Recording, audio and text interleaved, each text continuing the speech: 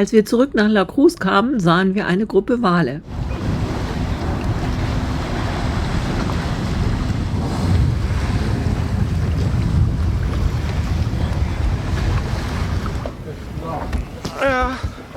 Wale zu filmen ist mit viel Turnerei auf dem Boot verbunden.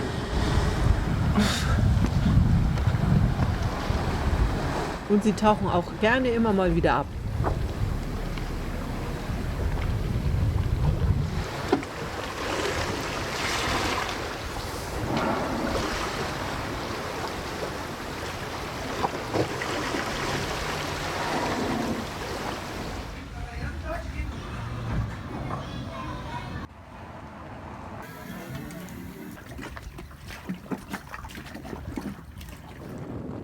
Da segelt sie davon, die Carry-On. Sie wollen nach Süden und wir wollen ja noch nach Norden. Mal schauen, wann wir sie wiedersehen werden. Der Alltag geht weiter. Hier gebe ich mir große Mühe, die Fock der Fradolin zu nähen. Dabei habe ich meine Nähmaschine richtig gut kennengelernt. Sonntags ist in La Cruz an der Marina ein Markt mit Kunsthandwerkern und Ständen zum Essen. I know, I'm rather able.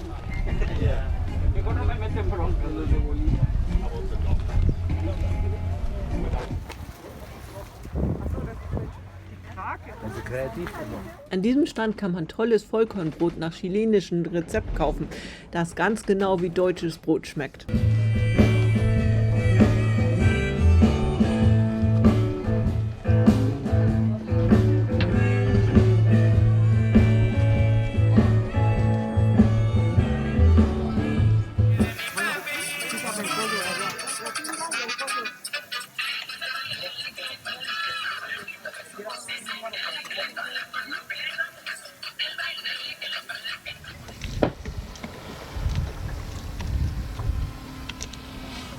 Der Wal winkt uns zu bei unserem Aufbruch von La Cruz. Kommt eine Drohne.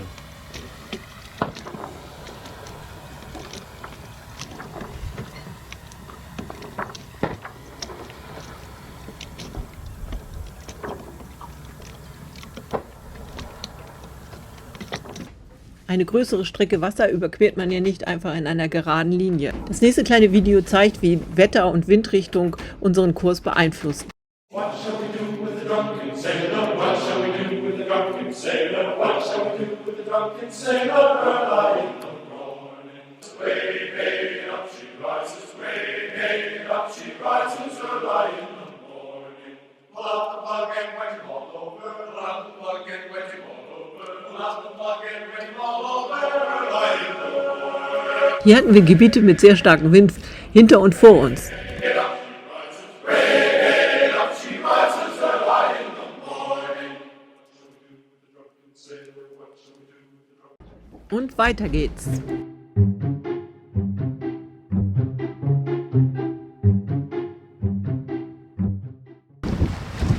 Erneut begegnete uns ein Wal vor der kahlen Landschaft von Baja California.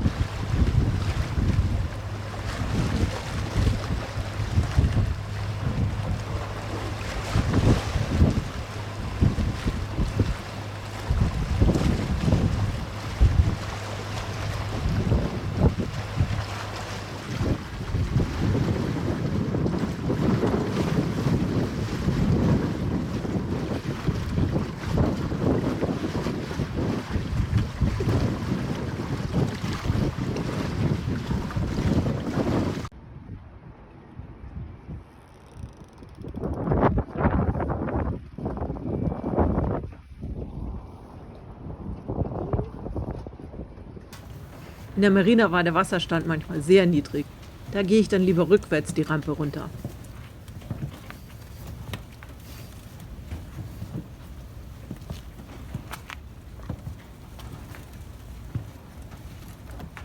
Diese Steigung schaffe ich noch vorwärts.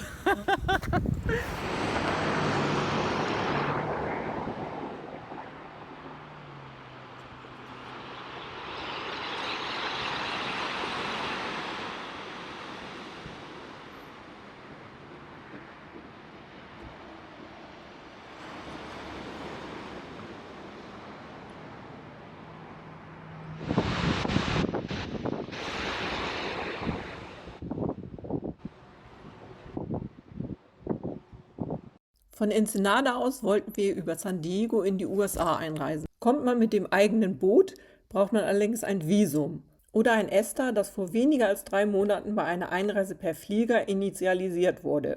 Das ESTA ist also nicht 2 Jahre lang gültig und ist an eine Einreise per Flieger oder kommerzieller Fähre geknüpft. Nach dieser Einreise hat man dann 3 Monate Zeit, um entweder im Land zu bleiben oder ein- und auszureisen. Weil unser Trip nach San Diego schon mehr als 3 Monate zurücklag, durften wir nicht einreisen. So mussten wir zurück nach Mexiko segeln. Dort durften wir zum Glück wieder einreisen. Nun hatten wir Zeit, einen Ausflug in die Umgebung zu machen.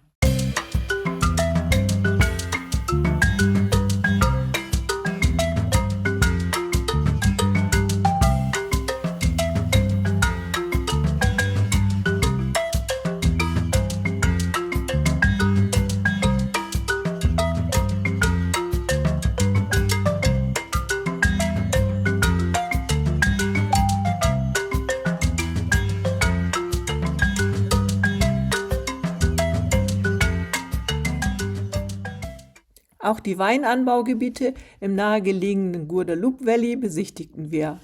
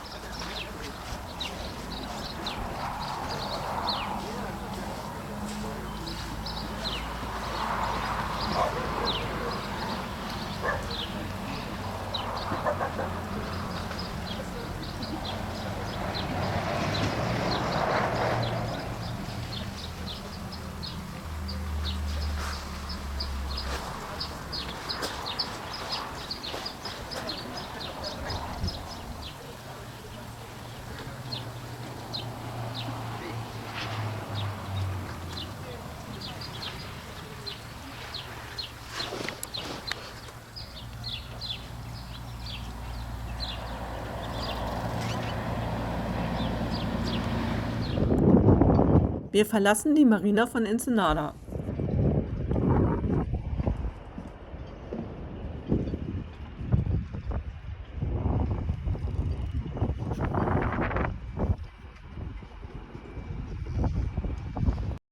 Die Mannschaft ist müde. Die ersten Tage der Fahrt ist es kalt und die See ist rau. Es bläst ein kräftiger Wind. Dadurch kommen wir schnell voran. Bei Punta Abre Ojos hat sich das Wetter wieder beruhigt. Wir wollen in die Lagune. Dort kann man mit Booten vom Nationalpark direkt an die Grauwale heranfahren.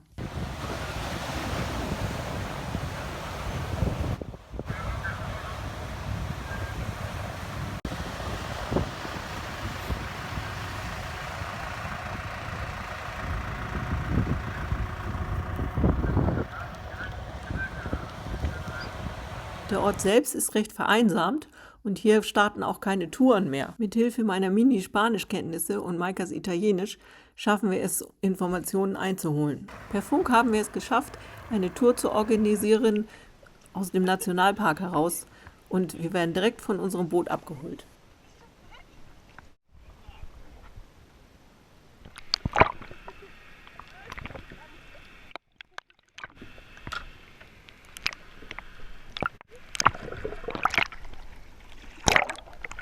Das Tolle an diesem Erlebnis ist, dass die Wale freiwillig auf die Boote zuschwimmen und offensichtlich das Streicheln genießen.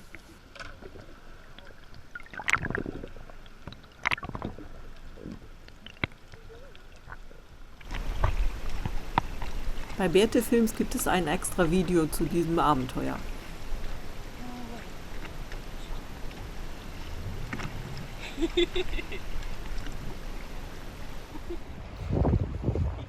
Der Wind kommt aus einer günstigen Richtung. Wir bereiten uns darauf vor, den Speed zu setzen. Erstmal das richtige Segel finden. Weil das hier ja ein Segelfilmkanal ist, zeige ich mal eine längere Sequenz von der Arbeit an Bord.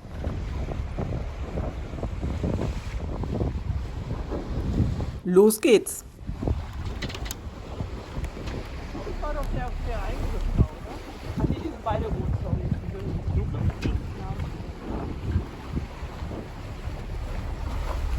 setzen auf der Seite.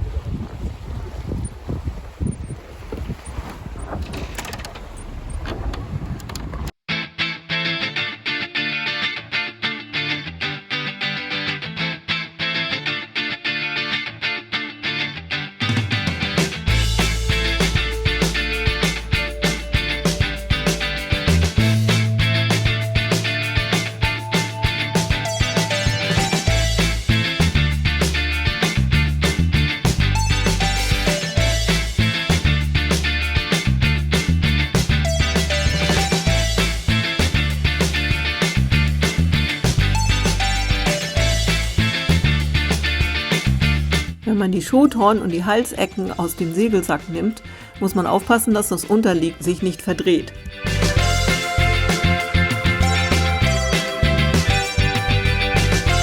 Das Spiefall wird angebracht.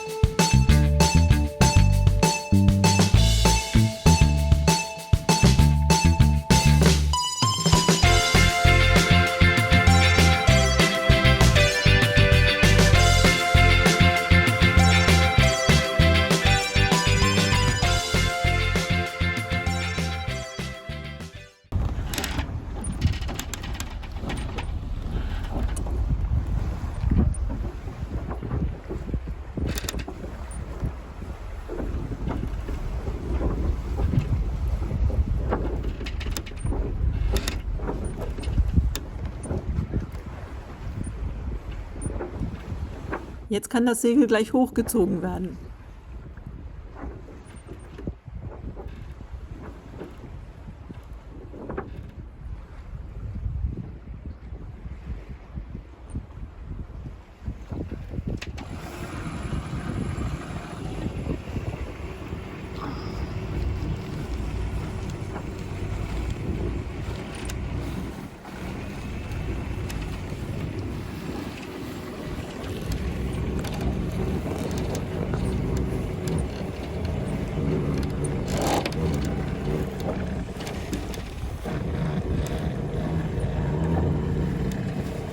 Man muss aufpassen, dass die Tüte nicht zu sehr verweht wird und sich nirgendwo verklemmt. Und natürlich, dass man selber auch nicht über Bord geweht wird.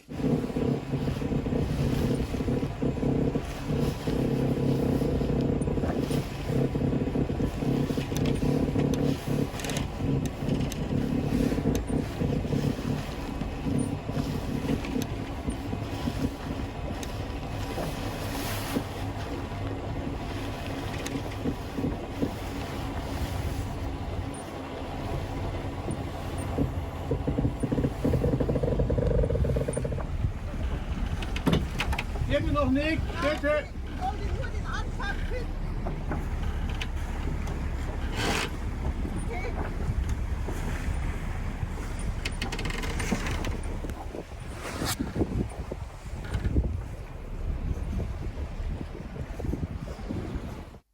Das Segel ist riesig und die Schoten sind sehr lang.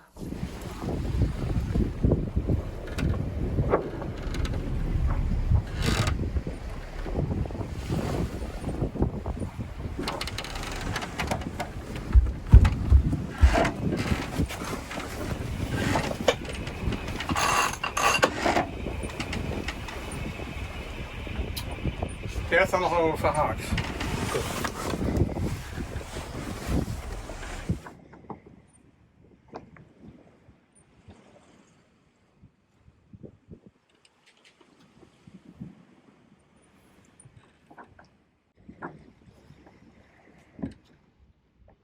Hier kann man gut sehen, warum ich das nur mit Helm mache. Die Schäkel für die Schoten befinden sich direkt auf Kopfhöhe.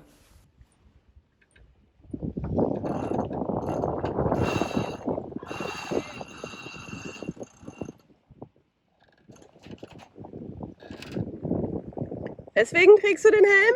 Weil die in Kopfhöhe sind. Moment. Jetzt kannst du. Ja, okay.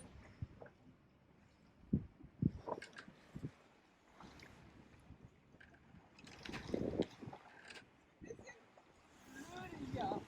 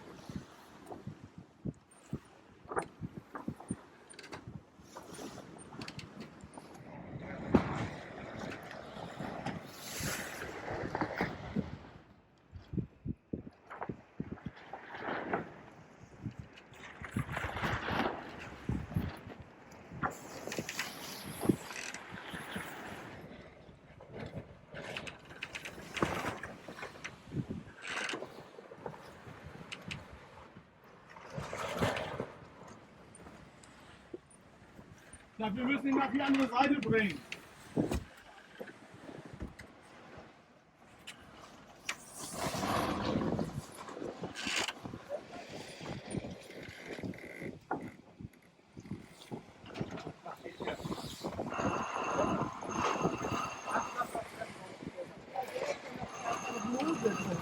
Ja, dann muss ja auch los, aber da jetzt noch nach hinten.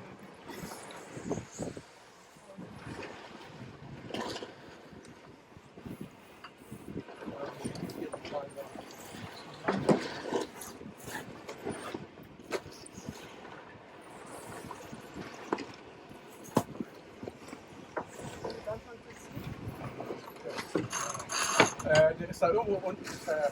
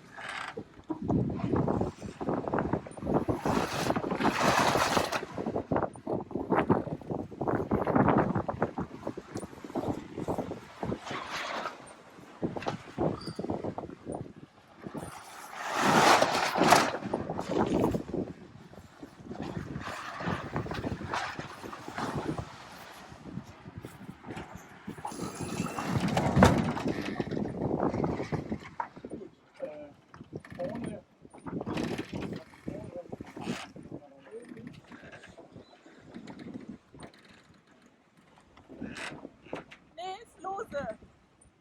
Da ist die vorne da irgendwo fest. Dann zieh sie noch mal ein bisschen.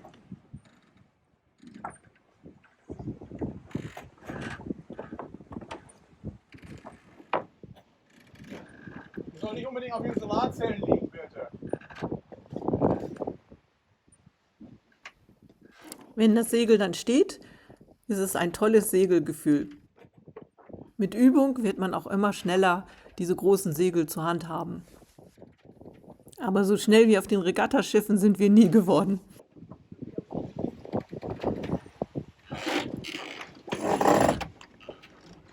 So, die Bullenfalle muss da ab.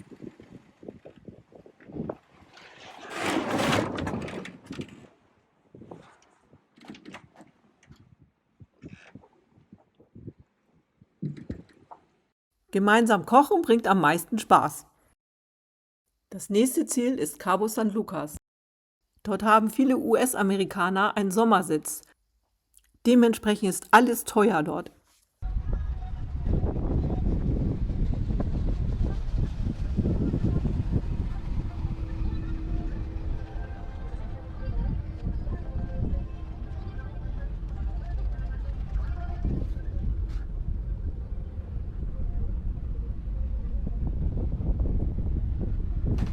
Hier ist ordentlich was los, sogar Kreuzfahrtschiffe.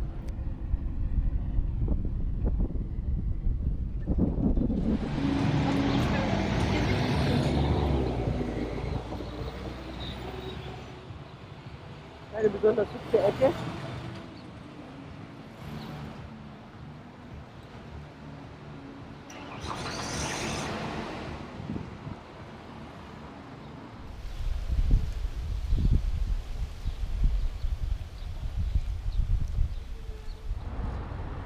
Hier liefen wir zu Fuß entlang, weil wir zum Walmart wollten. Es war Sonntag und es hat nur die größeren Supermärkte offen. Auf dem Rückweg haben wir uns dann aber in den Bus gesetzt. Von Cabo San Lucas segelten wir zunächst nach Mazatlan, wo wir Maika wieder absetzten. Sie flog von hier über Los Angeles zurück nach Deutschland. Danach ging es für uns weiter zurück nach La Cruz. Der Weltenbummler-Alltag in Mexiko hat uns wieder Wale direkt neben dem Boot.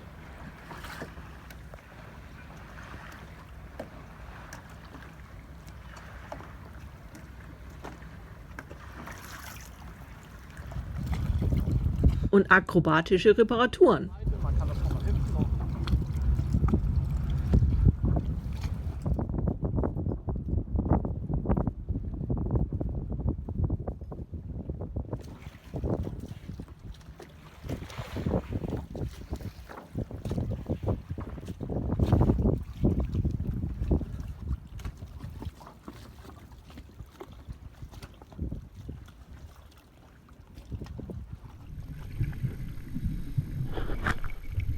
Auch unter Wasser gibt es Reparaturen.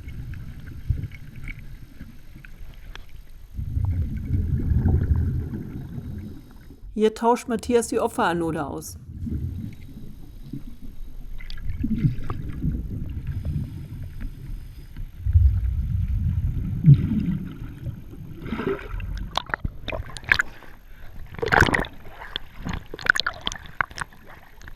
Nach ein paar Zwischenstopps erreichten wir Chiapas, wo wir aus Mexiko auscheckten. Unsere Reise geht weiter in Costa Rica und Panama und in den Atlantik hinüber. Das erzählen wir im nächsten Film von Trimaran San.